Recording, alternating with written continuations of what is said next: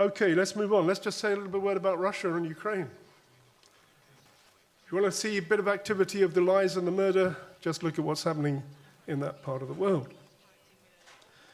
Russia, as you know, invaded Ukraine, got bogged down in a war which they hoped was going to end in 3 or 4 days, and has now just reached its second year, or its third year, of taking place.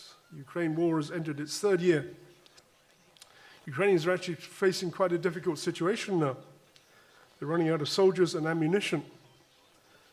Had heavy casualties at the hands of the Russian forces and sickness as a result of long periods in terrible conditions. Russians have lost even more people. And there's a lack of equipment with it to fight the Russians as military support from the West slows down, despite pleas for more from the Ukrainian President Zelensky. Now, there are a lot of arguments about right and wrong in this situation. There's the story that Boris went to Zelensky and offered him more weapons, which, when they were actually working on a peace treaty, and instead of working for peace, they then carried on the war, which may be true. I'm not sure it's wholly true. In fact, I'm sure it's not wholly true. I think that there is Russian spin on that, which they're using to put the blame for the war on the West. But there is a huge propaganda war which is taking place, and there's evidence of Russian propaganda infiltrating at every area in our society, causing support for Ukraine to weaken. And it's interesting that right now we have a kind of rather strange situation in which the alt-right, the Trump supporters, apparently now pro-Putin. I don't know if anyone followed the interview which Tucker Carlson made with Mr. Putin the other week, which was quite a new development. Tucker Carlson, who's part of the kind of criticism of the things which we're critical of the New World Order, of some of the globalist aspirations, sort of things I wrote about in Light for the Last Days, which I wrote about in the last one here about the conspiracy or chaos, things which I'm against. But we're finding that a lot of the people who are against these things are turning out now to be pro-Putin and pro-Russia. How can that be? Well, because actually the World Economic Forum, European Union are all for Zelensky. So under the principle that my enemy's enemy is my friend, those who are against the World Economic Forum, as I am, are now pro-Putin because he's against them as well, which is a kind of wrong logic, in fact. And there's a power of deception. I read through Tucker Carlson's interview. Basically, it was a whitewash for Putin. Said that they were the victims of neo-Nazis in Ukraine, Western imperialists trying to break up Russia, which is very far from the truth. He gave a history lesson in which he didn't mention one of the most important things about Russia's relationship with Ukraine, which probably you may not be aware of, which was in the 1930s, Stalin starved Ukraine in what was known as the Holodomor, which he took all the grain out from Ukraine to Russia because he'd made a mess of his own agricultural setup, and about 1 million Ukrainians died in that starvation. That's why they're not too keen on being ruled from Moscow. He also left out the reason why Ukraine wants to be free from Russian interference. And when I read this, I sort of thought about that quote we just read from Daniel. Both these kings shall be bent on evil, they shall speak lies at the same table. I felt that was what was taking place there.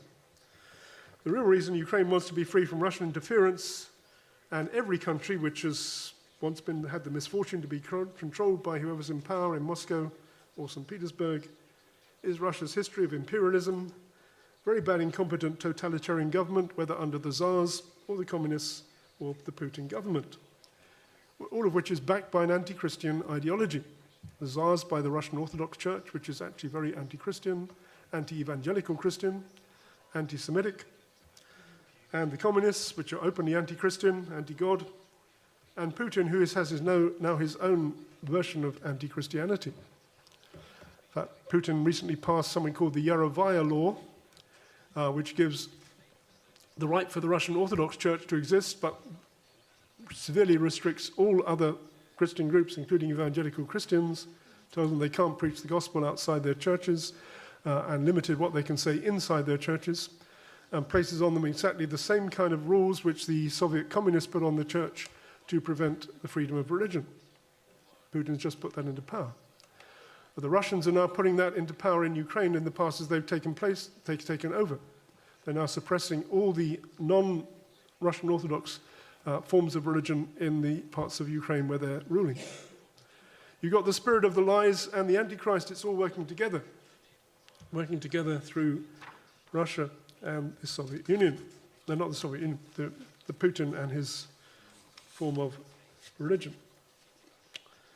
And it's clear to me that Putin is actually turning Russia back to the kind of Stalin-type dictatorship. Next week there's going to be an election in Russia in which Putin's going to win because he's the only candidate. One way to do it. And all the opposition are either dead or in prison. And we read about Alexei Navalny, who recently died in prison in the Arctic Circle. Navalny is a good guy. Apparently he is an atheist. He was an atheist. But I'm told that at the end of his life he did come to believe in God. And whether he came to saving faith in Jesus, we pray that he did, because he was a really good guy. He exposed some of the corruption within Russia. He made a video which I saw of Putin's palaces and all the massive wealth which they've siphoned off from the Russian people, giving themselves huge mansions all over the place, while the average Russian lives in most squalid conditions in their towns and villages. And so you have this lies and murder coming together. Now, interestingly, Putin did sort out some idea of a settlement with Tucker Carlson in the interview, possibly involving Ukraine giving up the east of the country and Crimea. At the moment, Zelensky is not interested in that, but I can see that's going to be pushed in the coming days. And there'll be a push towards a peace settlement, which will benefit Russia and be against the Ukrainians. One has to say that Russia's up to all kinds of bad stuff in Africa. I did have a whole lot of information given to me. I haven't got time to go into it now. I may give it to you next week, but about Russia's activity, especially in West Africa and Burkina Faso and other countries, where they're pushing for coups which are putting themselves in power, and they're then exploiting African countries for mineral resources and acting in a very harmful way. Involved also in conflicts in Sudan, Libya. And I can't help wondering whether this is all preparing the way for Gog and Magog, where it says that Russia is going to lead an alliance of nations, including Persia, Turkey, and some countries which are clearly from Africa, coming against Israel in the latter days. Who knows? I'm not going to be too dogmatic on that, but we can see that there is this kind of force taking place there, which is leading us to the end of days. And behind it, you can see there's the same spirit of lies, murder, the Antichrist forces.